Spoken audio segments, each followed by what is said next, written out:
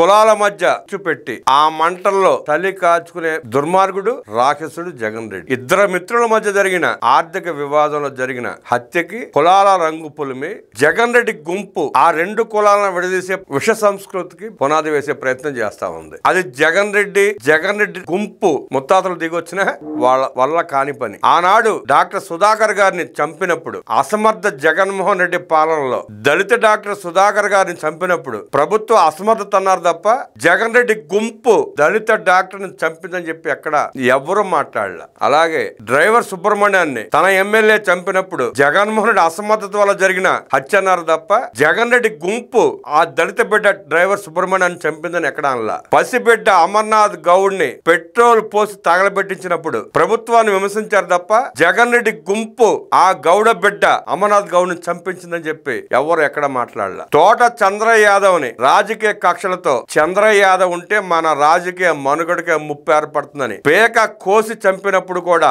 నాటి ఎమ్మెల్యేని విమర్శించారు తప్ప జగన్ రెడ్డి గుంపు యాదవ నాయకుడు తోట చంద్రయ్యని చంపిందని చెప్పి కుల ప్రస్తావన ఎక్కడా తీసుకురాలా. ఇలా అనేకం ఉన్నాయి, చెప్పుకుంటా పోతుంది. వందల మంది దళితుల బిడ్డని చంపింది జగన్ రెడ్డి గుంపు. బీసీ ఎస్సీ ఎస్టీ మైనారిటీ ప్రజల్ని వందల మందిని పొట్టన పెట్టుకుంది జగన్ రెడ్డి గుంపు.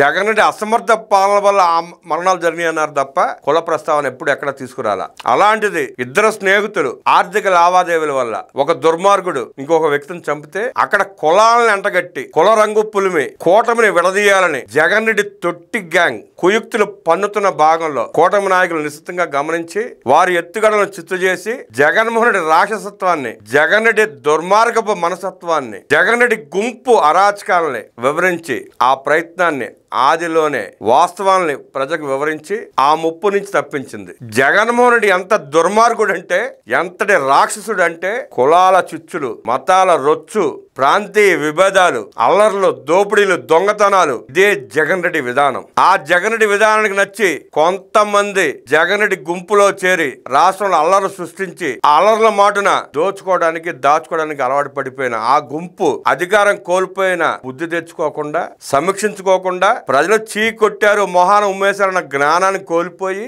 ఇవాళకి కులొచ్చు రాజేసి ఇంకా రాజకీయ పబ్బం గడుపుకుందామని ప్రయత్నం చేస్తే ప్రజలు అమాయకులు కాదు, ప్రజలు విఘ్నులు. చాచి కొడితే 11 కుదేలై ఎలహంకల పడ్డాడు జగన్మోహన్ రెడ్డి. ఇంకోసారి ఎవడైనా సరే కుల చిచ్చు రేపే ప్రయత్నం చేస్తే వాడికి కూడా అదే గతి పడుతుందంటూ ప్రజలు స్పష్టంగా తీర్పు ఇచ్చినా ఇంకా వాళ్ళ అరాచకపు మాటలు, బోటకపు చేష్టలు, వికృత రాజకీయ క్రీడల మాటల అలా సంఘంలో అశాంతిని రేకొట్టేలా, రెచ్చగొట్టేలా కుల చిచ్చుని ప్రేరేపించే వారిని ప్రభుత్వం కఠినంగా శిక్షించాలని ప్రజలు కోరుకుంటున్నారు. రాజద్రోహం కేసులు పెట్టి ఆ దుర్మార్గుల పేర్చం అనర్చపోతే ఇలాగ పేటరేగిపోతూ సమాజాన్ని విచ్ఛిన్నం చేసి రాష్ట్రంలో జరుగుతున్న అభివృద్ధిని కనపడనివ్వకుండా భయభ్రాంతులకు గురి చేసి వారు చేసే దుర్మార్గాలకు రాష్ట్రాన్ని బలి చేసుకోవడం నచ్చని ప్రజలు ప్రభుత్వాన్ని గట్టిగా కోరుతున్నారు. రాజద్రోహం కేసు పెట్టి వాళ్ళ తాట తీయకపోతే ఇలాంటి చర్యలు, ఇలాంటి చేష్టలు వారు చేపడుతూనే ఉంటారని, 2019కి ముందు కూడా ఇలాంటి చిల్లర వేషాలతోనే